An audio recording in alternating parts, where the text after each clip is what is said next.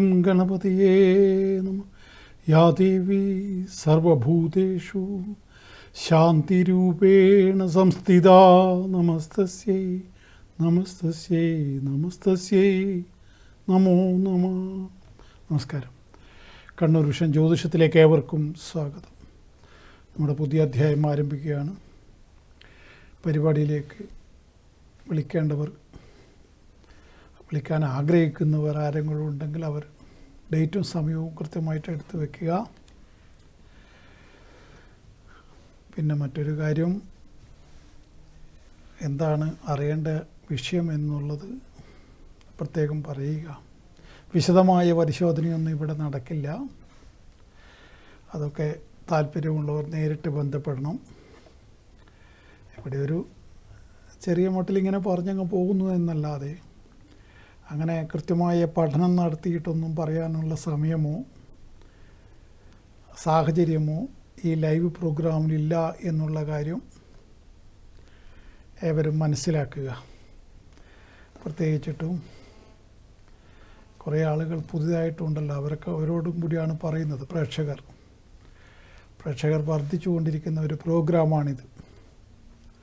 അപ്പോൾ യൂട്യൂബിലും പ്രേക്ഷകർ വർദ്ധിക്കുന്നുണ്ട്. ഫേസ്ബുക്കിലിടുന്ന സാധനങ്ങൾ ഒരു വീഡിയോ ഇട്ട് കഴിഞ്ഞാൽ അതിപ്പം 10,000-20,000 ആളൊക്കെ കാണാൻ തുടങ്ങി. അപ്പം അതുകൊണ്ട് പിന്നെ എന്താണ്, അത്തരം ആളുകളോട് കാര്യം പറയണമല്ലോ. ഇതിങ്ങനെ വിശാലമായിട്ടൊന്നും പറയാൻ ഇങ്ങനെയുള്ളൊരു പ്രോഗ്രാമിലാവില്ല. അപ്പോൾ പിന്നെ നിർത്തിക്കൂടെ എന്ന് ചോദിച്ചു കഴിഞ്ഞാൽ, ഇത് കണ്ടിട്ടാണ് ജനങ്ങൾ വരുന്നത്. അത് നിർത്തിക്കഴിഞ്ഞാൽ അരിയെ ബാധിക്കും.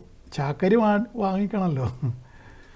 അപ്പം ദേവിക്കൊരു പൂജയും നടത്തുന്നുണ്ട്. അതൊക്കെ സ്വന്തം ഭണ്ഡാരം വെക്കാതെ സ്വന്തം കയ്യിൽ നിന്ന് കാശ് ഇട്ടിട്ട് ചെയ്യുന്ന പൂജയാണ്. വലിയ ചിലവാണ്. അപ്പം അതുകൊണ്ട് അതൊന്നും ചെയ്യാതിരുന്നുകൂടാ. ശ്വാസം നിൽക്കുന്നവരെ, ശ്വാസം പോയാൽ പിന്നെ ദേവി എന്തെങ്കിലും ചെയ്യട്ടെ. ദേവിക്ക് മരണമില്ലല്ലോ, നമുക്കൊക്കെ മരണമുണ്ടല്ലോ. അത് ദേവിക്ക് പിന്നെയും ദേവി അപങ്കുരം പരാശക്തിക്ക് പൂജകൾ കിട്ടിക്കൊണ്ടേയിരിക്കും. അത് ഇന്ദുലാലല്ലെങ്കിൽ വേറൊരാൾ അതങ്ങനെ വന്നുകൊണ്ടേയിരിക്കും. അതങ്ങനെയാണ്. പക്ഷെ നമ്മളെ ഒരു വ്യക്തി എന്നുള്ള രൂപത്തിൽ നമ്മളുടെ കാലഘട്ടത്തിൽ നമ്മൾ പൂജിക്കുന്നു. അത് എന്നെക്കാളും വലിയ കേമത്തിൽ പൂജിക്കുന്ന എത്രയോ ആളുകൾ വേറെയും ഉണ്ടാവും. അത് അവരെല്ലാം ഇപ്പം പൂജിക്കുന്ന ഞങ്ങളൊക്കെ കടന്നു പോകും. അപ്പോഴും വേറെ ആളുകൾ ദേവിയെ പൂജിക്കാൻ രംഗത്ത് വരും. അപ്പം അതുകൊണ്ട് പക്ഷേ ജീവിച്ചിരിക്കുന്ന കാലം വരെ ദേവിയെ പൂജിക്കാതിരിക്കാൻ പറ്റില്ല. അത് ദേവിക്കും പിടിക്കില്ല, എനിക്കും അത് സാധ്യമല്ലാതായിരിക്കുന്നു. എന്തോ ആവട്ടെ, ഏതായാലും അങ്ങനെയുള്ള കാര്യങ്ങളിലുകൊണ്ട് പണം വരണമല്ലോ. അപ്പോൾ ഈ പ്രോഗ്രാമൊക്കെ കണ്ടിട്ട് പലരും നേരിട്ട് വരും. അങ്ങനെയാണ് ഇതൊക്കെ സാധിക്കുന്നത്. ഒരു കോൾ ഉണ്ട്. ഹലോ. നമസ്കാരം. എവിടുന്നാണ് വിളിക്കുന്നത്?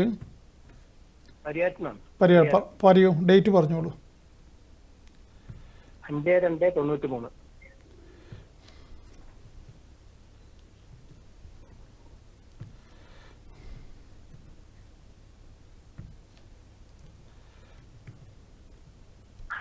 സമയം പറയൂ. വൈകുന്നേരം 5:40.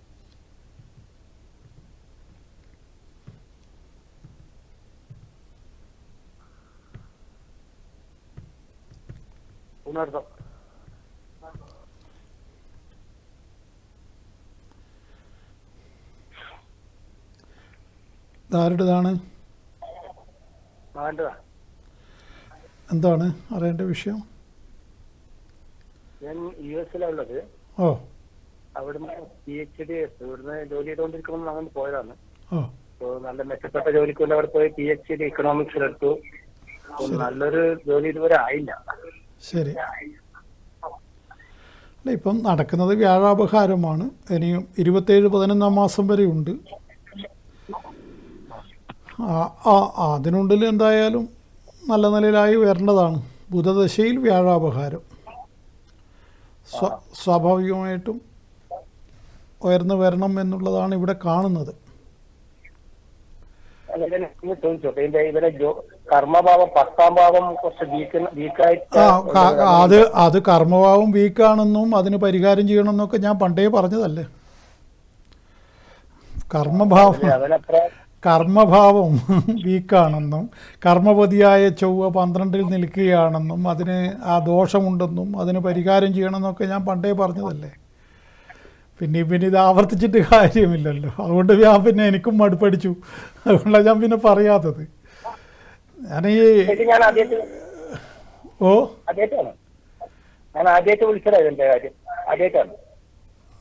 ആദ്യമായിട്ടോ? അല്ല, ഈ ജാതകം ഞാൻ കണ്ടിട്ടുണ്ട്. നിങ്ങൾ ആദ്യമായിട്ടാണ് വിളിക്കുന്നത്?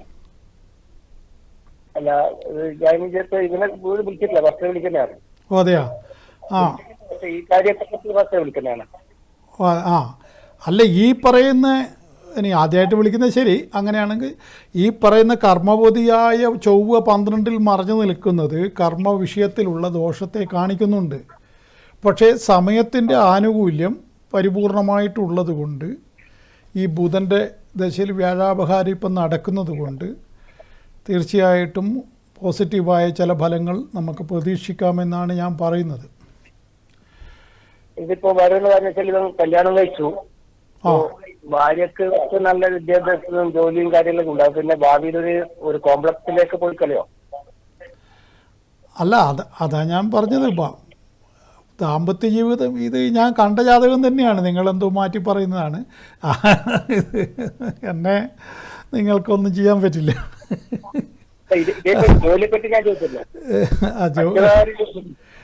ശരി ശരി, നിങ്ങൾ എന്നെ ഇതാക്കല്ലേ, എന്നെ തെറ്റിക്കല്ലേ. ഇത് അതെ, ആവട്ടെ. ഇത് അതൊക്കെ ഞാൻ പറഞ്ഞു കഴിഞ്ഞ കാര്യങ്ങളാണ്. 7ാം ഭാവത്തിൽ സൂര്യൻ നിൽക്കുകയാണ്. അതൊക്കെ ദാമ്പത്യത്തിൽ അലോസരങ്ങൾ ഉണ്ടാവും എന്നുള്ളത് ഞാൻ പറഞ്ഞതാണ്. ഞാൻ പറഞ്ഞതൊക്കെ എനിക്ക് ഓർമ്മയുണ്ട്. ജോലിക്കാര്യത്തിൽ അവന് ഇങ്ങനെല്ലാം മതി എന്നുള്ള ഒരു അഭിപ്രായം അങ്ങനെയൊക്കെ ഒരു പോകുന്നുണ്ട്. അതുകൊണ്ടാണ് ഞാൻ അല്ല, അത് ഓരോ വ്യക്തിയുടെയും മാനസികാവസ്ഥ പോലെയല്ലേ. ലഗ്നത്തിൽ ചന്ദ്രൻ നിൽക്കുന്ന കർക്കിടക രാശിക്കാരനാ മൂടിങ്ങനെ മാറിക്കൊണ്ടേയിരിക്കും. പിന്നെ സൂര്യനും ശനിയും കൂടി യോഗം ചെയ്തുള്ളത് പൈശാച യോഗമാണ്. മൈൻഡ് എപ്പോഴാണ് എങ്ങനെയാണ് സഞ്ചരിക്കുക എന്നൊന്നും പറയാൻ പറ്റില്ല. അത് പൂർണ്ണയന്ത്രനായതുകൊണ്ട് കുറേ സമാധാനമാണ്. എങ്കിൽ കൂടിയും ആ ലഗ്നത്തിൽ ചന്ദ്രൻ നിൽക്കുന്നു. അത് കർക്കിടക രാശിക്കാരനാണ്. കർക്കിടക രാശി തന്നെ ജലരാശിയാണ്. അവരുടെ മാനസികാവസ്ഥ പരിവർത്തനപ്പെട്ടുകൊണ്ടേയിരിക്കും. ഒരു തവണ പറഞ്ഞതായിരിക്കില്ല പിന്നെ പറയുക. അതാ ഇൻട്രോവേർട്ട് തന്നെയാണ് ആള്. അതങ്ങനെ തന്നെ ആയിരിക്കും അവർ. അതിപ്പം പിന്നെ ഈ എന്താണ് പറയുക, ഞണ്ടാണല്ലോ രാശിയുടെ ചിഹ്നം. ഞണ്ട് മാളത്തിൽ ഒളിക്കില്ലേ ചെയ്യുക. ഇത് പുണർത നക്ഷത്രമാണെങ്കിലും കർക്കിടക കൂറുകാരനാണല്ലോ. അപ്പോൾ അതിൻ്റെതായ പ്രശ്നങ്ങൾ ഉണ്ടാവും. കർക്കിടക കൂറുകാർക്ക് അത്തരം സ്വഭാവങ്ങൾ ഉണ്ടാവുമല്ലോ, ഒളിച്ചു വെക്കുന്ന സ്വഭാവങ്ങളും മറ്റൊക്കെ. കാര്യങ്ങളൊന്നും തുറന്നു പറയാതിരിക്കുക, അതൊക്കെ അവരുടെ പ്രത്യേകതയില്ല. അത് വൃശ്ചികൻ രാശിക്കാർക്കും അങ്ങനെ തന്നെ. അത് തേളാണല്ലോ, അതും മാളത്തിലല്ലേ ഒളിക്കുക. അപ്പോൾ ആ രാശി 2 രാശിക്കാരും രഹസ്യങ്ങൾ അമിതമായി സൂക്ഷിക്കുന്നവരും കാര്യങ്ങൾ തുറന്നു പറയാത്തവരും ആയിരിക്കും ഭൂരിപക്ഷവും. അപൂർവം ചിലരിൽ ലഗ്നം കൊണ്ടൊക്കെ മാറ്റം വരും, ലഗ്നത്തിന് ശക്തി ഉണ്ടെങ്കിൽ. അതാണ് മനസ്സിലാക്കേണ്ടത്. ലഗ്നം കൊണ്ടും ഉണ്ടാവുമല്ലോ. അപ്പോൾ കൂറിനെ അല്ലെങ്കിൽ രാശിയെ അതിജീവിച്ചുകൊണ്ട് ലഗ്നത്തിൻ്റെ ശക്തി നിൽക്കുന്നുണ്ടെങ്കിൽ, ലഗ്നാധിപനൊക്കെ അങ്ങനെ ഉണ്ടെങ്കിൽ അന്നേരം ലഗ്നാധിപൻ്റെ ആ ഒരു സ്വാധീനം വരും. പക്ഷെ എങ്ങനെയായാലും ഈ 2 രാശിക്കാർക്കും അതേപോലെ കുംഭൻ രാശിക്കാർക്കും ഈ കാര്യങ്ങളൊന്നും എല്ലാം ഒന്നും തുറന്നു പറയാത്തൊരു സ്വഭാവം അവർക്കുണ്ടാവും. കുംഭം ഘടമല്ലേ, പാത്രത്തിൻ്റെ അകത്തല്ലേ. അവരുടെ ഹൃദയത്തിൽ എന്താണ് ഉള്ളത്, ചതയം പൂരട്ടാതിക്കാരുടെ ആർക്കാ അറിയാമോ? ഒരാൾക്കും പറയാൻ പറ്റില്ല. അവരുടെ മനസ്സിൽ എന്തൊക്കെ ഉണ്ടെന്ന് ആർക്കാ പറയാൻ പറ്റുക? അതുകൊണ്ട് രഹസ്യങ്ങൾ കൂടുതൽ സൂക്ഷിക്കും അവർ. വെറുതെ രഹസ്യം സൂക്ഷിക്കും.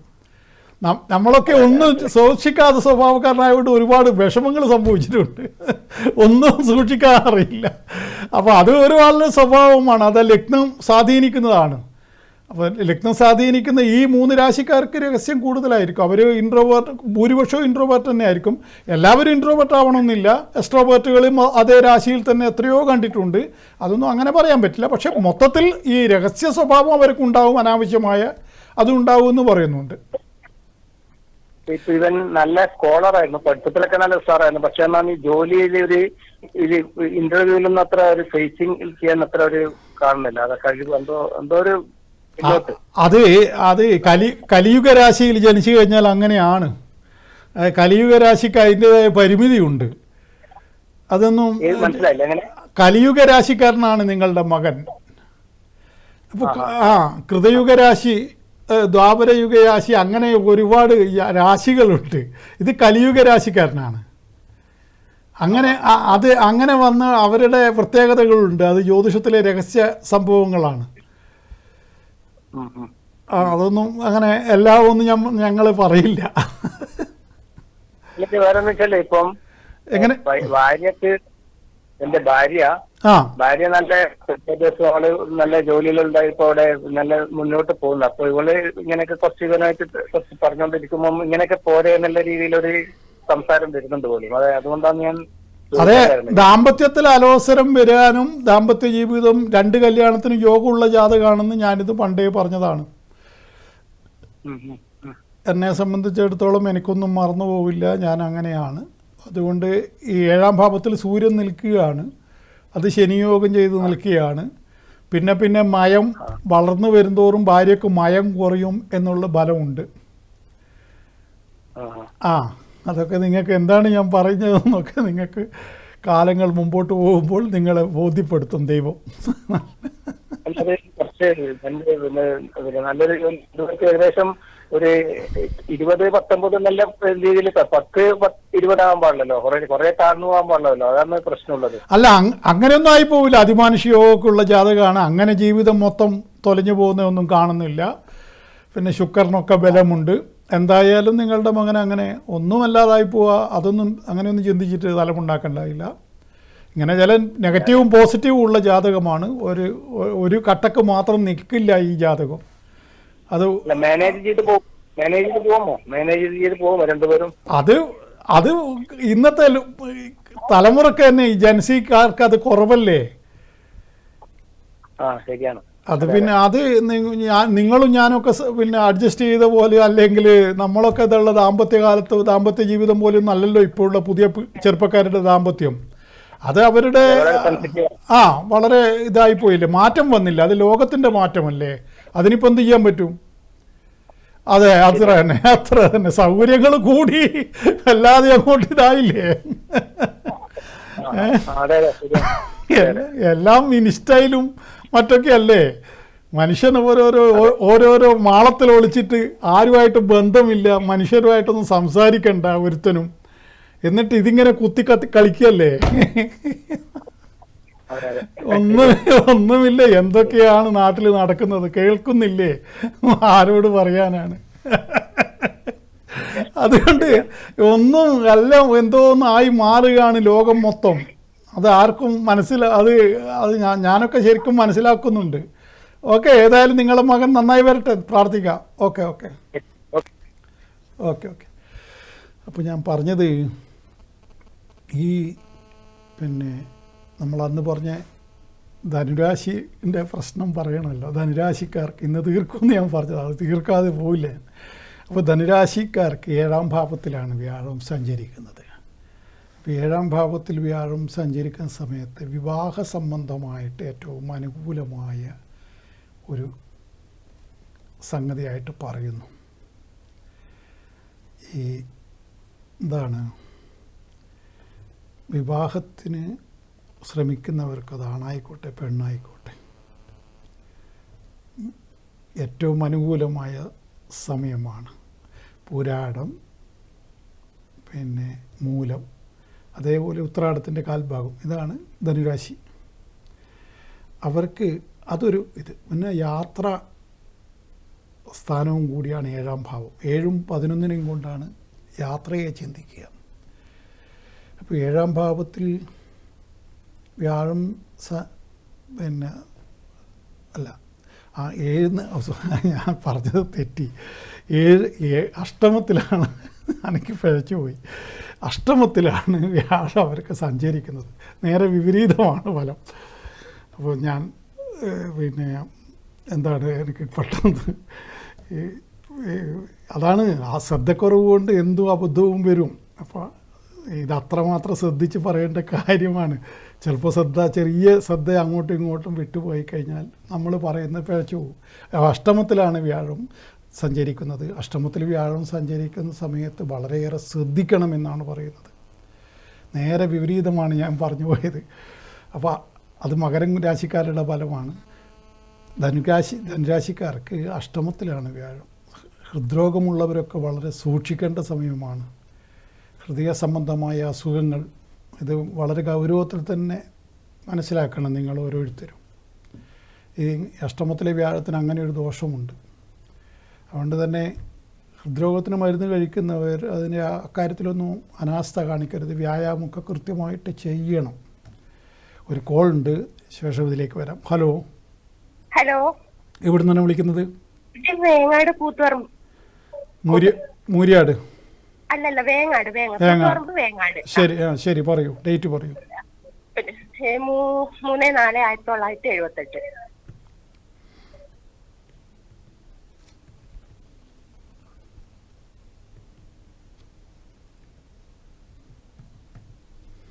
സമയം പറയൂ.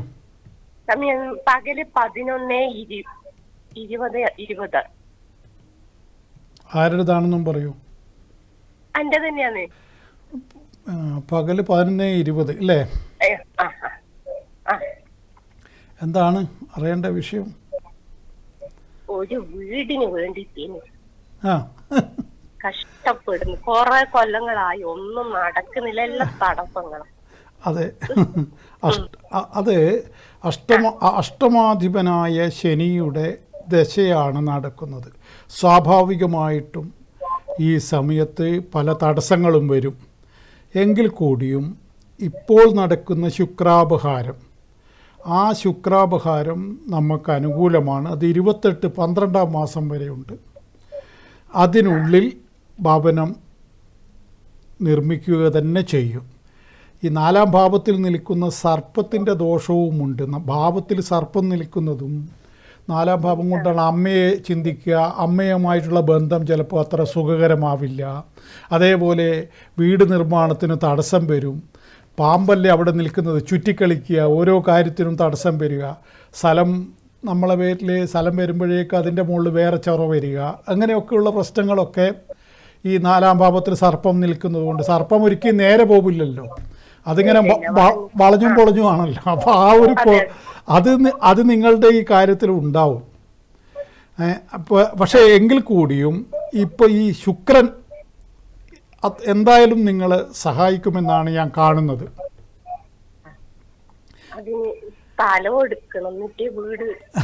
ഇനിയും സ്ഥലം എടുത്തില്ലേ? അതാ ഞാൻ പറയുന്നത്, ഓരോന്ന് പോയി നോക്കുമ്പോ ഓരോരോ തടസ്സങ്ങള്. അല്ല, നിങ്ങൾക്ക് ജോലി ഉണ്ടല്ലോ. ജോലി ഷോപ്പിൽ പോകുന്നുണ്ട്. അവിടുന്ന് അത്യാവശ്യം കാശൊക്കെ കിട്ടും നിങ്ങൾക്ക്, അതില്ല എന്നൊന്നും പറയാൻ പറ്റില്ല. സ്ഥലം എടുത്തു കഴിഞ്ഞാൽ നിങ്ങൾക്ക് എന്തായാലും കുറച്ച് ലോണൊക്കെ കിട്ടുമല്ലോ. അപ്പൊ സ്ഥലം എടുക്കും ആദ്യം. ഞാൻ വിചാരിച്ചു സ്ഥലം എടുത്തു കഴിഞ്ഞു എന്നതാണ് ഞാൻ വിചാരിച്ചത്. സ്ഥലം ഏതായാലും ഈ ശുക്രൻ വന്നിട്ട് ഇപ്പം 25 10-ാം മാസം വന്നതാണ്, 8 മാസമായി. ഇപ്പോൾ സ്ഥലം നിങ്ങൾക്ക് എന്തായാലും 1-2 മാസം കൊണ്ട്, ഇപ്പോൾ 7-ാം ഭാവത്തിൽ വ്യാഴവും സഞ്ചരിക്കുന്നുണ്ടല്ലോ, മകരക്കൂറുകാരിയാണല്ലോ. അപ്പോൾ അതുകൊണ്ട് തന്നെ നിവൃത്തിയായി വരും. എന്തായാലും സ്ഥലം പെട്ടെന്ന് തന്നെ നിങ്ങൾക്ക് കച്ചവടമാവും. നിങ്ങൾക്കൊരു വണ്ടി പോകുന്ന സ്ഥലം മതിയല്ലോ, വലിയ മെയിൻ റോഡൊന്നും വേണ്ട. മെയിൻ റോഡൊന്നും വേണ്ടല്ലോ. അതെ അതെ, മതി. അത് നിങ്ങൾക്ക് കിട്ടും. നിങ്ങൾ ഉത്സാഹിച്ച് നോക്കിക്കോളൂ. എന്തായാലും ഞാൻ പറയുന്നത് പിന്നെ തുലാമാസത്തിനുള്ളിൽ ഉറപ്പായിട്ട് സ്ഥലം കിട്ടും. 2 കൊല്ലം കൊണ്ട് നിങ്ങൾ വീടും വെക്കും. കേട്ടാതെ സമാധാനം. ഏത് കാലം എന്നറിയാം. സർപ്പത്തിനെ കൊണ്ട് ദോഷം എന്തെങ്കിലും? സർപ്പത്തിനെ കൊണ്ട് ദോഷമുണ്ട്. അത് നിങ്ങളുടെ കുടുംബപരമായിട്ടുള്ള നാഗമാണ്. അത് ഇനി നിങ്ങൾക്കത് കണ്ടുപിടിക്കാനൊന്നും ആവില്ല. അതൊന്നും ഇനി ആ പാമ്പും കാവൊക്കെ എല്ലാം പോയി. അതൊക്കെ അതൊന്നും ഇനിയിപ്പോൾ നിങ്ങൾക്ക് അവിടെ ചിത്രകൂടം സ്ഥാപിച്ചിട്ട് പുതിയതായിട്ട് ഇതാക്കാനോ. പിന്നെ പന്നകഭൂഷൺ പന്നകശായി എന്ന് പറയും. പാമ്പിൻ്റെ മുകളിൽ കിടക്കുന്നവൻ വിഷ്ണുവിനെയും പാമ്പിനെ കഴുത്തിലിട്ടവൻ ശിവനും. അവരെ രണ്ടുപേരെയും ആരാധിക്കുക. പിന്നെ പെരളശ്ശേരിയൊക്കെ പോവുക. നിങ്ങളുടെ ഈ ഏത് കാര്യത്തിലും നല്ല കാര്യം നടക്കുമ്പോൾ അങ്ങനെയൊക്കെ ചെയ്യുക. വേറെ ഇപ്പോൾ എന്താണ് ചെയ്യുക? നമ്മളുടെ ഒരു വിശ്വാസം അത്ര തന്നെ. എല്ലാം ഒരു വിശ്വാസമല്ലേ? വിഷ്ണു ഭഗവാനെ മതി മതി മതി മതി. ഭക്തയാണെന്ന് ഞാനിവിടെ കണ്ടു. ഭക്തനല്ല, അതിന്റെ ഉള്ളിൽ അതിലരിഞ്ഞിട്ടാന്ന് വെച്ചാല് ദൈവസഹായം മനുഷ്യ സഹായം വേണ്ടേ? വേണം വേണം വേണം. അങ്ങനെ സഹിച്ചിട്ടാണ് ഒരു വീട് ഈ അപമാനിച്ചവരുടെ മുമ്പിൽ നമ്മളൊന്ന് തലയുയർത്തി നിൽക്കാൻ. അതങ്ങനെ എത്രയോ പേര്. അത് അവരവരെ പണിയെടുക്കട്ടെ, അതൊന്നും മൈൻഡ് ആക്കണ്ട. ഈ ഒരു സങ്കടം ഉള്ളിൽ വിങ്ങാൻ തുടങ്ങിയിട്ട് കുറേ കാലം. അതൊക്കെ അതിന്റെ പണിയെടുത്തോട്ടെ എന്ന് അവരും. അത് ഓരോ ആൾക്കാർ അങ്ങനെയൊക്കെ ഉണ്ടാവുന്നേ. അതൊക്കെ എന്താണ് ഇപ്പൊ? അതൊന്നും അത് ഈ ലോകത്തിലെ എൻ്റെ ഗതിയാണെന്നേ. ഇത് കലികാലമാണ്. അത് കലിയിൽ അങ്ങനെ തന്നെയാണ്. ആർക്കും ദ്രോഹിച്ചിട്ടുണ്ടെങ്കിൽ സാരില്ല, നമുക്ക് കിട്ടുന്നില്ല. ഞാനൊരു ഉറുമ്പിനെ പോലും ദ്രോഹിക്കാൻ നിൽക്കില്ല. ശരി ശരി, ആവട്ടെ. ദേവി നിങ്ങളെ അവസാനം വിജയിപ്പിക്കും. പോരെ? മതി. ശരി ശരി ശരി. ഇല്ലില്ല, ആ ജോലിയിലൊക്കെ ഉയർച്ച വരും. മോശമൊന്നുമില്ല. മോശമൊന്നുമില്ല. ഓക്കെ, കുടുംബപരമായിട്ട് നല്ലതല്ലേ? ഓക്കെ ഓക്കെ, അതൊന്നും ഒരു യാതൊരു പ്രശ്നവുമില്ല. Okay okay okay. അപ്പോൾ ഞാൻ പറഞ്ഞത്, അഷ്ടമത്തിൽ വ്യാഴം സഞ്ചരിക്കുന്ന ധനുരാശിക്കാർ കൂടുതൽ സൂക്ഷിക്കണം. ഈ സത്യം പറഞ്ഞാൽ പണ്ടൊരു സമയത്ത് ഞാനത് ഒരു തവണ പറഞ്ഞതാണെങ്കിലും പറയുക, എനിക്ക് അഷ്ടമത്തിൽ വ്യാഴം വരികയായിരുന്നു. അപ്പോൾ അങ്ങനെ എനിക്കിത് അറിയുന്നത് കൊണ്ട് തന്നെ ഞാൻ സത്യം പറഞ്ഞാൽ ഗുരുവായൂർ അമ്പലത്തിൽ ആ രാശി മാറുന്ന ദിവസം ഞാൻ ഗുരുവായൂർ അമ്പലത്തിൽ പോയി നിൽക്കുകയാണ് ചെയ്തത്. അങ്ങനെ ഒരു വിശ്വാസമുണ്ട്. അന്ന് എൻ്റെ വീട് പണി നടക്കുകയാണ്. അപ്പോൾ അങ്ങനെ ഒരു വിശ്വാസമുണ്ട് ഭക്തരുടെ ഇടയിൽ. ഗുരുവായൂർ ക്ഷേത്രത്തിൻ്റെ ശരിക്കും ഉള്ളിലാണ് നിൽക്കേണ്ടത്. അത് പക്ഷേ പലപ്പോഴും നടക്കണമെന്നില്ലല്ലോ. ഈ തിരക്കിന് തള്ളി അങ്ങ് വിടുകയല്ലേ, നമ്മൾക്കൊരു മിനിറ്റ് പോലും കിട്ടില്ലല്ലോ. മേൽപ്പത്തൂരൊക്കെ പണ്ട് അതിൻ്റെ മുമ്പിൽ ഇരുന്നിട്ട് എത്രയോ 1000 ശ്ലോകങ്ങൾ എഴുതിയിട്ടുണ്ട്, നാരായണീയം. അതുപോലെയുള്ളൊന്നും പറ്റൂലല്ലോ ഇപ്പോൾ. അപ്പോൾ അങ്ങനെ ഓടിച്ചു വിടുകയാണ്. അപ്പോൾ അതുകൊണ്ട് തന്നെ പക്ഷേ ഈ പിഴക്കുന്നു എന്നറിഞ്ഞതുകൊണ്ട് ഞാൻ അവിടെ ഭഗവാന്റെ കൊടിമരത്തിൻ്റെ അവിടെ പോയി നിന്നു. വേറെ ഒന്നും ചെയ്യാൻ പറ്റില്ലല്ലോ. അവിടുന്ന് ചുറ്റിപ്പറ്റി ഇങ്ങനെ നിന്നു. ആ പിഴക്കുന്ന സമയം നാഴിക വിനാഴിക നോക്കിയിട്ട്. അവിടെ ഗുരുവിൻ്റെയും വ്യാഴത്തിൻ്റെയും സാന്നിധ്യമുള്ളത് കൊണ്ട് ഈ ഭഗവാനെ ആശ്രയിച്ച് നിൽക്കുന്ന ഭക്തൻ്റെ മേലേക്ക് ഇതിൻ്റെ പ്രാഭവം കാണിക്കാൻ ഗ്രഹങ്ങളെ അനുവദിക്കില്ല എന്നാണ് വിശ്വാസം. അതൊരു വിശ്വാസമാണ്. അതിപ്പോൾ അവിടെ നിന്ന് ശബ്ദം പോയിട്ട് കരഞ്ഞ ചെമ്പൈക്ക് ശബ്ദം കൊടുത്ത ആളല്ലേ ഭഗവാൻ കൃഷ്ണൻ. ചെമ്പൈ കരയുന്നു. കുറച്ചപ്പുറം നിന്നിട്ട് 6-ാം തമ്പുരാൻ ഇത് കാണുന്നു. അപ്പോൾ ചെമ്പൈക്ക് പാടാൻ കഴിയുന്നില്ല. അതാണല്ലോ ചെമ്പൈക്ക് നാദം നിലച്ചപ്പോൾ അന്ന് എന്നുള്ള പാട്ട് കേട്ടിട്ടില്ലേ? അത് ചെമ്പൈ പാടാൻ കഴിയാതെ കണ്ണീര് വാർക്കുകയാണ് യേശുദാസിൻ്റെ ഗുരുനാഥൻ. ഈ എന്താണ് മഹാപ്രതിഭ സംഗീതജ്ഞൻ. നമ്മളെ ഭാരതത്തിൽ ജനിച്ചതിൽ ഏറ്റവും നമ്പർ 1 സംഗീതജ്ഞൻ എന്ന് പറയാം ചെമ്പൈയെ കൊണ്ട്. അല്ലെങ്കിൽ നമ്പർ 1 തരത്തിൽപ്പെട്ട എന്താണ് ഹൈറാക്കി എന്ന് പറയുന്നൊരു വാക്കില്ലേ, ശ്രേണി, 1ാമത്തെ ശ്രേണിയിലുള്ളവർ. ആ ശ്രേണിയിൽപ്പെട്ട സംഗീതജ്ഞന്മാരൊരാളാണ് ചെമ്പൈ. ആ ചെമ്പൈ ഭാഗവതർ ആണ് ശബ്ദം നിലച്ചിട്ട് ഗുരുവായൂരപ്പൻ്റെ മുമ്പിൽ വന്നത്. അങ്ങനെ ഗുരുവായൂരപ്പൻ തന്നെ ഇത് അതേ സമയത്ത് തന്നെയാണ് 6-ാം തമ്പുരാനും വന്നത് അവിടെ. അപ്പോൾ തമ്പുരാൻ പറഞ്ഞു, അടുത്ത് വന്നിട്ട് പറഞ്ഞു, ഞാൻ ഇല്ലത്ത് പോയിട്ട് കാർ അയക്കാം, അതിൽ കയറി അങ്ങ് വരണമെന്ന്. കാരണം ഒരു സീറ്റിൽ നിറച്ചും ചെമ്പൈ ഉണ്ടാവും. അപ്പോൾ അതുകൊണ്ട് അത്ര തടിയനാണല്ലോ.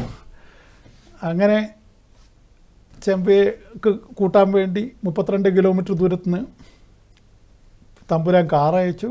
ആ കാറിൽ കയറി ചെമ്പൈ പോയി. ആ എന്തോ ഒരു ലേഖ്യം ഉണ്ടാക്കി കൊടുത്തു എന്നാണ് പറയുന്നത്. ഏതായാലും ഒരാഴ്ച കൊണ്ട് ചെമ്പൈക്ക് ശബ്ദം തിരിച്ചു കിട്ടി. ഗുരുവായൂരപ്പൻ്റെ നടയിൽ വന്ന് പാട്ട് പാടിയെന്നാണ്.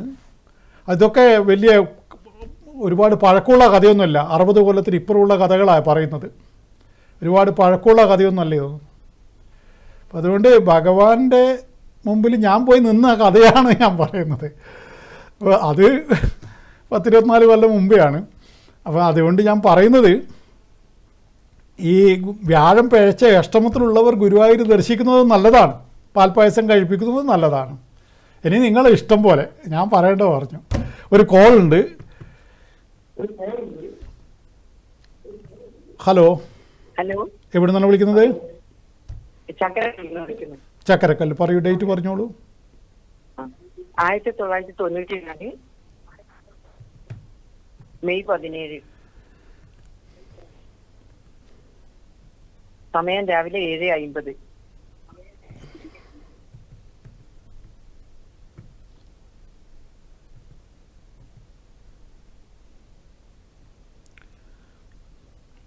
എന്താണ് മോന്റെ കാര്യം അറിയാൻ വേണ്ടിട്ട്. എന്താണ് മോൻ്റെ കാര്യം അറിയാൻ? കല്യാണം കഴിഞ്ഞ് കുട്ടികളായിരുന്നില്ല, 3 കൊല്ലായി. ശരി ശരി.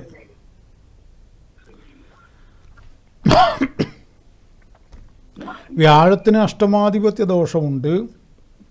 വ്യാഴത്തിന് അഷ്ടമാധിപത്യ ദോഷം വന്നു കഴിഞ്ഞാൽ സന്താന വിഷയത്തിൽ ദോഷമുണ്ടാകുന്നതാണ്. വ്യാഴത്തിന് ഏത് തരത്തിലുള്ള പിഴവുണ്ടായാലും സന്താന വിഷയത്തിൽ കുറച്ച് കുഴപ്പങ്ങൾ ഉണ്ടാവുമെന്നാണ് ശാസ്ത്രഫലം.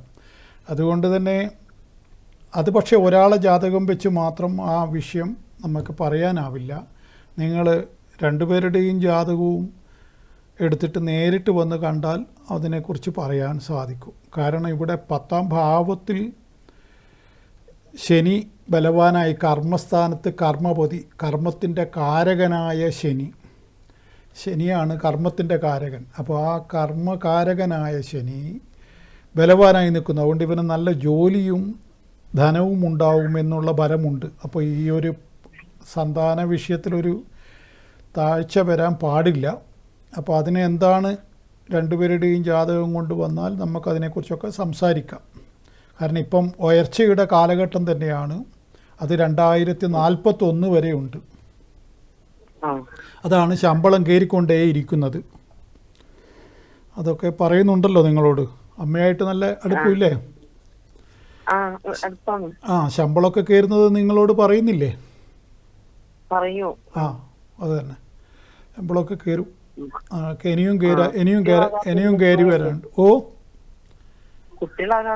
അത് ആ വിഷയം ശരിക്കും പരിശോധിച്ച് രണ്ടുപേരുടെ ജാതകവും പരിശോധിക്കണം. അമ്മ നേരിട്ട് വന്ന് കണ്ടാൽ നമുക്കതിനെക്കുറിച്ച് പറയാം.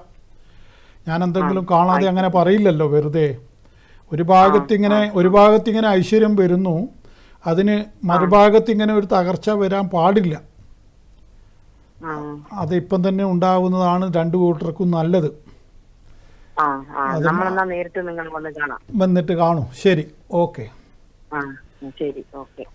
അപ്പോൾ ഞാൻ പറഞ്ഞത് അഷ്ടമത്തിൽ വ്യാഴം നിൽക്കുമ്പോൾ അങ്ങനെ ഞാൻ അന്ന് രക്ഷപ്പെട്ട കഥയാണ്. രക്ഷപ്പെട്ടു എന്നല്ല, എൻ്റെ വീട് പണിക്ക് തടസ്സമൊന്നും വന്നില്ല. ഞാൻ പറയാൻ കാരണം ഇതിനെക്കുറിച്ചൊക്കെ നമ്മൾ തന്നെ നമ്മുടെ ജീവിതത്തിൽ പരീക്ഷണങ്ങൾ പിന്നെ മഹാത്മാഗാന്ധിയുടെ എൻ്റെ സത്യാന്വേഷണ പരീക്ഷണങ്ങൾ എന്നല്ലേ ആത്മകഥയുടെ പേര്. അപ്പോൾ നമ്മൾ തന്നെ സ്വന്തം ഇതിലൊക്കെ വല്ല വാസ്തവം ഉണ്ടോ എന്നൊക്കെ നോക്കണം. ഒരുപാട് പേര് ഇതിനെക്കുറിച്ച് യാതൊന്നും അറിയാതെ മനുഷ്യന്മാരെന്തൊക്കെയോ പറയും. അതൊക്കെ നമ്മളെപ്പോലെയുള്ള ആളുകൾക്ക് അംഗീകരിക്കാത്തതിൻ്റെ കാരണം ഇതാണ്. ഇതിൻ്റെ സത്യങ്ങൾ മനസ്സിലാക്കിയിട്ടുണ്ട്.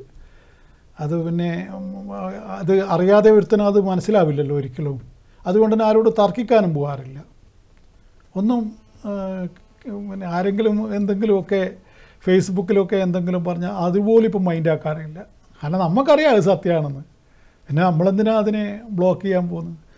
അതിനെ മറുപടി കൊടുക്കാൻ പോകേണ്ട കാര്യമില്ല. അവരങ്ങനെ വിചാരിച്ചോട്ടെ, നമുക്ക് നമ്മളേതായ വിശ്വാസം കൊണ്ട് പോകാമല്ലോ. എല്ലാവരെയും ബോധ്യപ്പെടുത്തിക്കൊണ്ട് ഒരാൾക്കും ഭൂമിയിൽ ജീവിക്കാൻ കഴിയില്ലല്ലോ. അപ്പോൾ അതുകൊണ്ട് അത് ഏതായാലും ഇത് ഞാൻ ബോധ്യപ്പെട്ട കാര്യമാണ്. പലതവണയായിട്ട് ഞാൻ ശ്രദ്ധിച്ചിട്ടുണ്ട്.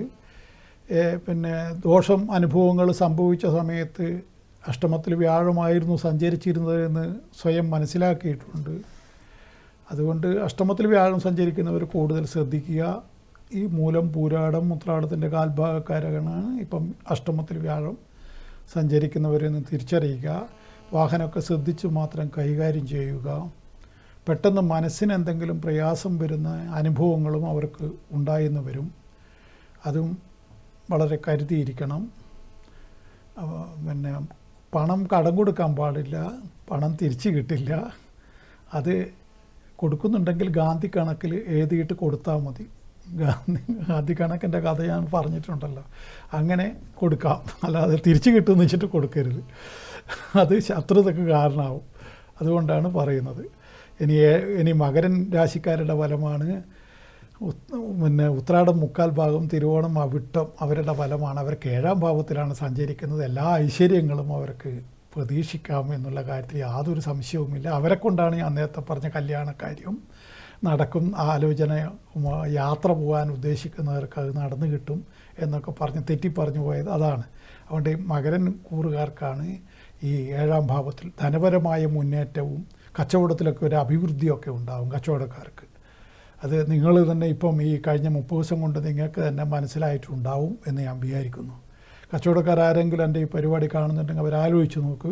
കഴിഞ്ഞ 30 ദിവസമായിട്ട് അതിന് മുമ്പുള്ള 30 ദിവസം ആയിട്ട് താരതമ്യം ചെയ്ത് നോക്കൂ. അപ്പോൾ നിങ്ങൾക്ക് വർധനവുണ്ടോ ഇല്ലയോ എന്നുള്ളത് നിങ്ങളുടെ മനസാക്ഷിയോട് ചോദിക്കൂ. നിങ്ങളുടെ ചെറിയ കച്ചവടക്കാർക്കൊക്കെ, വലിയ കച്ചവടക്കാരനായാലും, വലിയ കച്ചവടക്കാരൻ കമ്പ്യൂട്ടറിൽ കാണും, ചെറിയ കച്ചവടക്കാരൻ വീട്ടിൽ എണ്ണുന്ന പരിപാടിയുള്ളവനാണെങ്കിൽ ആ എണ്ണി വെക്കുന്നതിൽ എത്ര മാറ്റം വന്നിട്ടുണ്ടെന്ന് ഞാൻ പറയുന്നതിൽ സത്യം മനസ്സിലാക്കാൻ കഴിയും.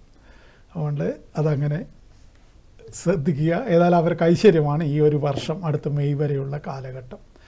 ഒരു കോളുണ്ട്, അതിനുശേഷം ബാക്കി 2 പേരുടെ പറയാം. ഹലോ, ഹലോ, എവിടെ നിന്നാണ് വിളിക്കുന്നത്? ചെറുവെന്ന് പറയൂ. 1994 ശരി, മെയ് മാസം 17 പകല് 9:40 9:40.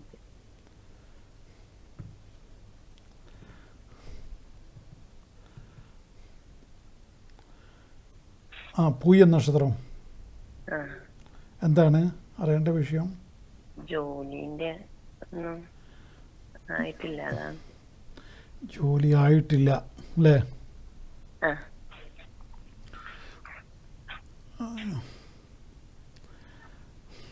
അതൊരു ഇതിന് പോകാൻ കുറെ പൈസ എല്ലാം കൊടുത്ത് അതൊന്നും ആയിട്ടില്ല. ഒന്നും അങ്ങോട്ട് തെളിഞ്ഞു വരുന്നില്ല അല്ലേ? രണ്ടാമത് കൊടുത്ത് ആ വിസയിൽ റിജക്റ്റ് ആയി. അത് ഇനിയും കൊടുത്തിട്ടുണ്ട്, കിട്ടുമോ അറിയില്ല. ഇപ്പം ഏതായാലും സമയം നമുക്ക് അനുകൂലമായിട്ട് തന്നെയാണ് പറയേണ്ടത്. ചില ഗുണകരമായ കാര്യങ്ങൾ എന്തായാലും ഈ 11ാം മാസത്തിനുള്ളിൽ സംഭവിക്കുമെന്നാണ് ഞാൻ ഫലം പറയുന്നത്. അതായത് ഇനി 5 മാസം, 4 മാസം ചില്ലറ അത്രയേ ഉള്ളൂ. അതിനുള്ളിൽ നിങ്ങൾ എന്തായാലും അവന് പുറത്തേക്കല്ലേ നോക്കുന്നത്? സാധിക്കുമെന്ന് തന്നെ ഞാൻ ഫലം പറയുന്നു. അത് കുറെ പൈസ കൊടുത്തു. അപ്പൊ അവര് അത് ശരി കുറെ 1 കൊല്ലത്തോളായി ഉരുട്ടി കളിക്കുകയാണ് അല്ലേ? ഉരുട്ടി കളിക്കുന്നു. ചോദിക്കുമ്പോ ആവൂന്ന് പറയുന്നത്. എവിടത്തേക്കാണ് നോക്കുന്നത്? യൂറോപ്പിലാണ് ആദ്യം കൊടുത്ത് ലക്സംബർഗ് എന്ന് പറഞ്ഞ സ്ഥലത്തേക്ക്. ശരി. ഇപ്പൊ അവര് വേറെ സ്ഥലത്തേക്ക് വിസിറ്റ് ആയിട്ട് തരാം. പിന്നെ പെട്ടെന്ന് ആക്കി തരും, ജോലി ആക്കി തരും എന്നാ പറയുന്നവര്. ഇപ്പൊ വിസിറ്റിംഗ് കൊടുത്ത് വിസ റിജക്റ്റ് ആയി. അപ്പോ ഇനിയിപ്പോ ഒന്നും കൂടെ കൊടുത്തിട്ടുണ്ട്, അത് നിങ്ങൾ എന്നെ നേരിട്ട് വന്ന് കണ്ടിട്ടുണ്ടോ നിങ്ങൾ? ഇല്ല. അപ്പോൾ നിങ്ങളൊന്ന് നേരിട്ട് വന്ന് പരിഹാരവും കൂടി ചെയ്യുന്നത് നല്ലതാണ്. അവന് വിശ്വാസം ഉണ്ടെങ്കിൽ അവനോടൊന്ന് എന്നെ ബന്ധപ്പെടാൻ പറയൂ. ചെറുകുന്നമ്മയുടെ ഇതാണല്ലോ, ഞാനും ചെറുകുന്നമ്മേനെ വന്ന് കാണുന്നതാണല്ലോ. അപ്പോൾ ഞാൻ എന്തെങ്കിലും അപ്പോൾ നമുക്ക് എന്താകും നോക്കി ചെയ്യാലോ. ചെയ്തു കഴിഞ്ഞാൽ മാറ്റം വരും. അയാൾക്ക് വിശ്വാസം ഉണ്ടെങ്കിൽ അയാളോട് എന്നെ വിളിക്കാൻ പറയാം. അയാൾക്ക് വിശ്വാസം ഉണ്ടെങ്കിൽ മാത്രം മതി, അല്ലെങ്കിൽ വിട്ടേക്കും. അത് പറഞ്ഞു നോക്കൂ. അതല്ല, അയാൾക്ക് കാശുണ്ടാക്കാനാന്ന് വിചാരിച്ച പിന്നെ അങ്ങനെ പോട്ടെ, ഞാനൊന്നും പറയുന്നില്ല. എനിക്ക് പണ്ടാരോ പറഞ്ഞ പോലെ എനിക്കിത് എവിടുന്നും വരും, അത് നിങ്ങൾ നോക്കണ്ട. ഞാൻ ദേവിയുടെ അനുഗ്രഹം കിട്ടിയ ആളാ, അതുകൊണ്ട് എനിക്ക് എവിടുന്നും വരും കാശ്. അതുകൊണ്ട് നിങ്ങളെ മോന്റെ കാശൊന്നും എനിക്ക് നിർബന്ധമില്ല. അവർക്കതിന്റെ വിശ്വാസമുള്ള ചെറുപ്പക്കാരെ കൂട്ടിട്ട് 2 തരത്തിലുള്ള ആൾക്കാരുണ്ട്. ചിലർക്ക് അതിൽ വിശ്വാസം ഉണ്ടാവില്ല, ചിലർക്ക് വിശ്വാസം ഉണ്ടാവും. അത് അവരുടെ കാര്യമാണ്. അപ്പം എന്നെ നന്നാക്കാൻ വേണ്ടിയിട്ട് വരണ്ടെന്ന് മാത്രമേ ഞാൻ പറഞ്ഞിട്ടുള്ളൂ. ഞാൻ ലെവല് വേറെയാണ്. ഞാൻ ദേവി ഏറ്റെടുത്ത് പോയി, അതുകൊണ്ട് എൻ്റെ കാര്യം വേറെ. അത് അങ്ങനെ എല്ലാവരും ഒന്നും ഏറ്റെടുക്കില്ല, അതെല്ലാം വേറെ കാര്യം. അല്ലാതെ 28 കൊല്ലം ഒരേ തട്ടിൽ ഇങ്ങനെ നിൽക്കാനൊന്നും ആർക്കും ആവില്ല. അതൊക്കെ ഒരു അഹങ്കാരമൊന്നും അല്ല, അതൊക്കെ സത്യാവസ്ഥ പറയുന്നതാണ്. അപ്പോൾ അതുകൊണ്ട് അല്ലെ തട്ടിങ്ങനെ താഴവും പൊന്തുകയും ചെയ്യുമല്ലോ, അതാണല്ലോ നമ്മൾ കണ്ടുവരുന്നത്. അപ്പോൾ ഇന്നലെ വരെ രാജാവായി നടന്നവർ ഇന്ന് ആരാണ്? അപ്പോൾ അതുകൊണ്ട് അത് താഴവും പൊന്തുകയും ചെയ്യുമല്ലോ. അപ്പോൾ അത് എന്തുകൊണ്ട് എൻ്റെ കാര്യത്തിൽ ഇല്ല എന്നുള്ളതാണ് ഞാൻ പറയുന്നത്. അത് ദേവി ഏറ്റെടുത്തുകൊണ്ടാണ്, ബാക്കി ഞാൻ പറയുന്നില്ല. നിങ്ങൾക്ക് വേണമെങ്കിൽ അവൻ വരട്ടെ. ഓക്കെ, പറഞ്ഞു നോക്ക്. ഓക്കെ, ശരി. ശരിയാവും, നമുക്ക് ശരിയാക്കാം. ഓക്കെ, ശരി. അപ്പോൾ ഇനി നമുക്ക് പറയാനുള്ളത് കുംഭൻ രാശിക്കാരെ കൊണ്ടാണ്. ഇന്ന് തീർക്കുക തന്നെയാണ് ഞാൻ. കുംഭൻ രാശി എന്താണ്, അവിട്ട പകുതിയും ചതയവും പൂരിട്ടാതി 3/4 ഭാഗവും കൂടി ചേർന്നതാണ് കുംഭൻ രാശി. അവർക്ക് 6ാം ഭാവത്തിലാണ്. 6 മഹാമോശ സ്ഥലം തന്നെയാണ്, യാതൊരു സംശയവുമില്ല. 6ാം ഭാവം പലതരത്തിലുള്ള ദോഷാനുഭവങ്ങളും 6ാം ഭാവത്തിൽ സഞ്ചരിക്കുമ്പോൾ ഉണ്ടാവുമെന്നാണ്. അതായത് വാഹനം ഒക്കെ വെള്ളത്തിലൊന്നും ഇറക്കരുത്. വെള്ളത്തിലൊക്കെ ഇറക്കിക്കഴിഞ്ഞാൽ, കഴിഞ്ഞ കൊല്ലം ജൂൺ മാസം 6 എനിക്ക് വ്യാഴം പിഴച്ചപ്പോൾ ഞാൻ വെള്ളത്തിലിറക്കിയതാണ്. വണ്ടി പെട്ടെന്ന് വെള്ളത്തിലിറക്കേണ്ടി വന്നു. 2 ലക്ഷം ഉറുപ്പ്യ അങ്ങ് പോയി. ഇൻഷൂറിൽ അത് കാണിച്ചിട്ടും ഉണ്ടായിരുന്നില്ല.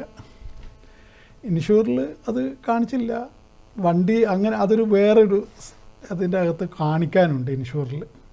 വാഹനം വെള്ളം കയറിയിട്ട് വാഹനത്തിന് കേട് വന്നു കഴിഞ്ഞാൽ ആ ഇൻഷൂർ പണം കിട്ടാൻ ഒരു 3000 രൂപ വേറെ എക്സ്ട്രാ കൊടുക്കണം.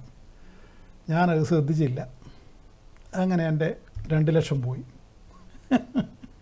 എനിക്ക് ദേവി തീർന്നതുകൊണ്ട് എന്നെ ഒന്നും ബാധിക്കില്ല എന്ന് കൂട്ടിക്കോ, അത് പോട്ടെ. അതുപോലെ അല്ലല്ലോ എല്ലാവരും. അവർക്ക് 2 ലക്ഷം പോയി കഴിഞ്ഞാൽ ഭയങ്കര പ്രശ്നം വരില്ലേ. അപ്പോൾ അതുകൊണ്ട് വലിയ വാഹനമൊക്കെ ഉള്ളവരൊക്കെ വെള്ളത്തിലൊന്നും ഇറക്കരുത്. ധനനഷ്ടമാണ് പ്രധാനമായിട്ട് വ്യാഴം പിഴച്ചു കഴിഞ്ഞാൽ ഉണ്ടാവുക. അത് അഷ്ടമത്തിലായാലും 6-ലായാലും 12-ലായാലും ഞാൻ പറഞ്ഞല്ലോ. അപ്പോൾ 3ാം ഭാവത്തിൽ ഇതൊക്കെ വ്യാഴത്തിൻ്റെ പ്രധാനമായ പിഴച്ച സ്ഥലങ്ങളാണ്. ആ സ്ഥലങ്ങളിൽ സഞ്ചരിക്കുന്നവരാണ് കൂടുതൽ ശ്രദ്ധിക്കേണ്ടത്.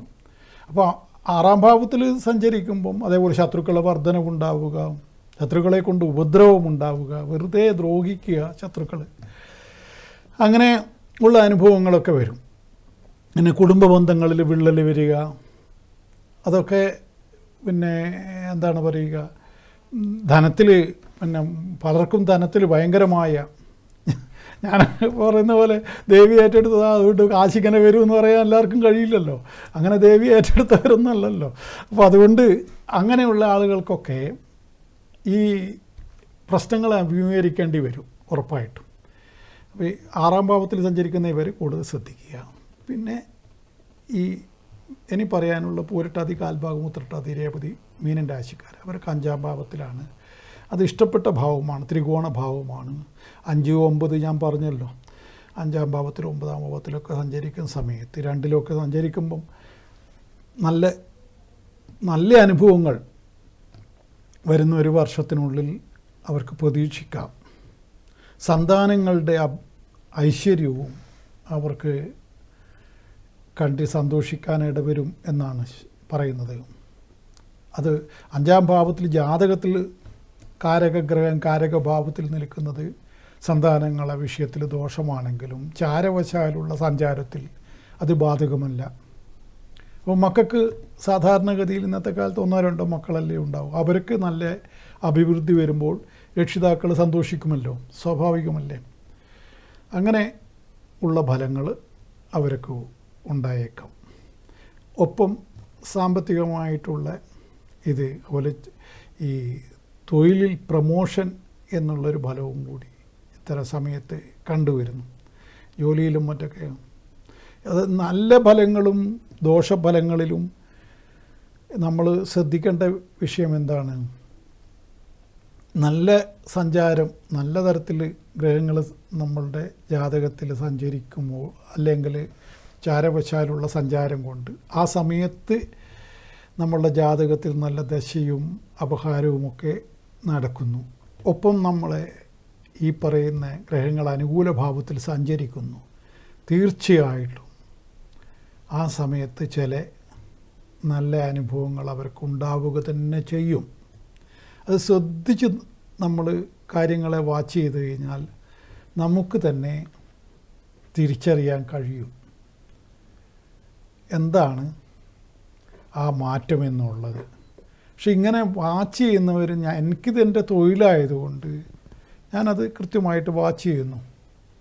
അതാണ് ഞാൻ പറഞ്ഞത്. വ്യാഴം പഴിച്ചപ്പോൾ 2 ലക്ഷം പോയി എന്ന് ഞാൻ പറഞ്ഞല്ല, കഴിഞ്ഞ ജൂണിൽ നടന്ന സംഭവമാണ്. അപ്പോൾ അതെന്താണ്, എങ്ങനെയായാലും അത് സംഭവിക്കും. ഏതെങ്കിലും വിധത്തിൽ കുറച്ച് കാശ് നഷ്ടപ്പെട്ടു പോകും. അത് മുൻകൂട്ടി കാണാൻ, അപ്പോൾ നിങ്ങൾ കണ്ടില്ലേ എന്ന് ചോദിക്കും. മുൻകൂട്ടി അറിയാമായിരുന്നു, എന്നാലും ഇത്രയും വലിയ ആ ഇൻഷൂറിനെ പറ്റി വലിയ ധാരണയില്ലാതെ പോയി. അതാണ് വിഷയം വന്നത്.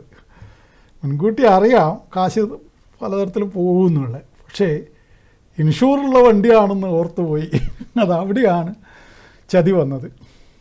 ഇൻഷൂറിൽ ഇത് പ്രത്യേകം ചേർക്കണമെന്ന് ഈ 10-40 കൊല്ലം വണ്ടി കയ്യിൽ വെച്ച് എനിക്കറിയാതെ പോയി.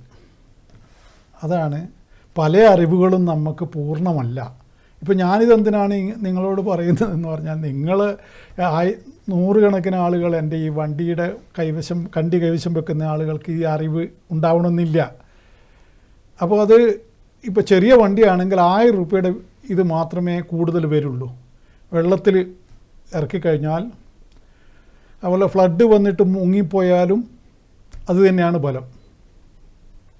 അപ്പോൾ അതുകൊണ്ട് നമ്മളെ കേരളത്തിൽ എപ്പോഴാണ് എങ്ങനെയാണെന്നൊന്നും പറയാൻ പറ്റില്ല. അതുകൊണ്ട് ഇൻഷൂറിൽ അത് ചേർക്കണം. അപ്പോൾ എനിക്ക് ഇത്രയും കാലം വണ്ടി കൈവശം വെച്ച് എനിക്ക് അറിവില്ലാതെ പോയി ആ വിഷയത്തിൽ. മൈന്യൂട്ട് വിഷയമാണ്, പക്ഷേ അത് വലിയ വിഷയമാണ്. അത് മുഖാന്തരം എനിക്ക് 2 ലക്ഷം എൻ്റെ കീശയിൽ നിന്ന് പോയി. ഇതാണ് ഞാൻ പറഞ്ഞത്. അത് ഞാൻ പറയുന്നത് എന്തിനാണെന്ന് പറഞ്ഞാൽ, എൻ്റെ പരിപാടി കേൾക്കുന്ന ഒരു വണ്ടി ഓണർക്ക് ആ അബദ്ധം വരാൻ പാടില്ല. അതുകൊണ്ട് ഞാൻ പറഞ്ഞത് ശ്രദ്ധിക്കുക. അത്തരത്തിലുള്ള അനാവശ്യമായ ധനനഷ്ടങ്ങളൊക്കെ ഈ വ്യാഴം പഴിച്ചവർക്കുണ്ടാവും. അനുകൂലത്തിലുള്ള മീനൻ രാശിക്കാർക്ക് വളരെ നല്ല ഫലങ്ങളാണ്. ഉത്രട്ടാതി, രേവതി, പിന്നെ പൂരട്ടാതിയുടെ കാൽഭാഗം, ഇതാണ് മീനൻ രാശി. അവർക്ക് നല്ല ഫലങ്ങൾ തന്നെയാണ് ഞാൻ പറയുന്നത്. അവർക്കത് അനുഭവത്തിൽ വരിക തന്നെ ചെയ്യും. പിഴച്ചവർ വിഷ്ണു ക്ഷേത്രത്തിലാണ് കൂടുതലായിട്ട് പോകേണ്ടത്. ഓം നമോ നാരായണായ എന്ന മന്ത്രവും ജപിക്കുക. നമ്മുടെ സമയം ഇന്നിവിടെ അവസാനിക്കുകയാണ്. ജ്യോതിഷ സംബന്ധമായ ഫലങ്ങൾ അറിയേണ്ടവർക്ക് എന്നെ നേരിട്ട് ബന്ധപ്പെടാം. ഇവിടെ കാണുന്ന നമ്പറിൽ വിളിച്ച് ബുക്ക് ചെയ്ത് ബന്ധപ്പെടാം. ഇനി അതല്ല ഓൺലൈനിലാണ് സേവനം വേണ്ടതെങ്കിൽ അങ്ങനെ വാട്സാപ്പിലൂടെ ഡേറ്റും ടൈമും അയച്ച് ഗൂഗിൾ പേ വഴി ദക്ഷിണ അയച്ച് അങ്ങനെയും അറിയാം. ഇനി പരിഹാരം വേണ്ടവർക്ക് അതിനുള്ള സൗകര്യവുമുണ്ട്. ജ്യോതിഷത്തിൽ ചില പരിഹാരങ്ങളൊക്കെ ഉണ്ട്. അതിനെക്കുറിച്ച് മനസ്സിലാക്കണം. തടസ്സങ്ങൾ മാറ്റാൻ കഴിയും. അതൊക്കെ എല്ലാം തട്ടിപ്പാണെന്ന് വിചാരിക്കുന്നവരോടൊന്നും പറയാനില്ല. അങ്ങനെ വിചാരിക്കുന്നവർ അങ്ങനെ തന്നെ വിചാരിച്ചോളൂ. എൻ്റെ സത്യം എനിക്കറിയാം. അതുകൊണ്ട് ബാക്കിയുള്ളവരുടെ കാര്യം ഞാൻ പറയുന്നില്ല. എൻ്റെ കാര്യം മാത്രമാണ് ഞാൻ പറയുന്നത്. എന്നെ വിശ്വാസമുള്ളവർക്ക് എന്നെ ബന്ധപ്പെടാം, എന്നെ സമീപിക്കാം. അവർക്ക് മുമ്പിൽ എൻ്റെ വാതിലുകൾ തുറക്കപ്പെടും. അത് ബുക്ക് ചെയ്ത് വരാൻ പ്രത്യേകം ശ്രദ്ധിക്കുക. എന്നെ കാണുകയും കേൾക്കുകയും ചെയ്ത് നിങ്ങൾക്ക് നന്ദി. നമസ്കാരം.